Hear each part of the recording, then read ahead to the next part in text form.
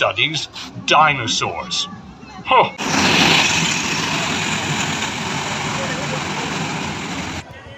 So viewers আসসালামু আলাইকুম। আজকে আমরা চলে এসেছি সাফিনা পার্কে।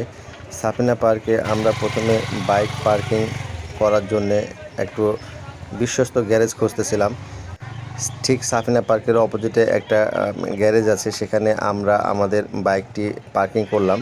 মাত্র 20 টাকার বিনিময়ে আপনারা যতক্ষণ পর্যন্ত পার্ক বন্ধ না হয় ততক্ষণ পর্যন্ত আপনাদের বাইকটি রাখতে পারবেন। বাইক রেখে আমরা রাস্তার অপোজিটে সাফিনা পার্কে যাওয়ার হাতের ডানে একটা শরবতের দোকান। আমরা সেখানে গিয়ে দেখি, আমরা সবাই তৃষ্ণার্ত ছিলাম, এখানে শরবত খাওয়ার জন্য আমরা গিয়েছিলাম। গিয়ে দেখি শরবতের যে পানিটা ব্যবহার করা হয়েছে আসলে কতটুকু স্বাস্থ্যসম্মত আমরা সেটা জানি না, সেজন্য আসলে আমাদের রুচি হয় না। এজন্য আমরা শরবত না খেয়েই আমরা পার্কের দিকে রওনা দিলাম।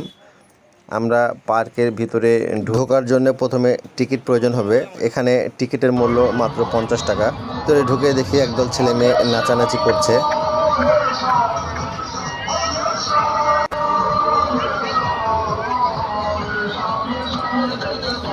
Going to dinosaur school every day.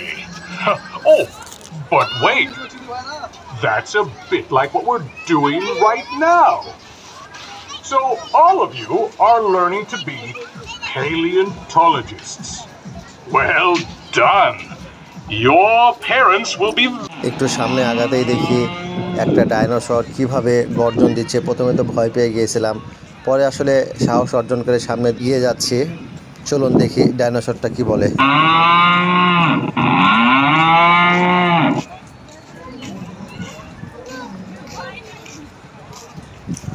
এ যে ডাকা ডাকছে, ডাকাতে ভয় লাগছে না?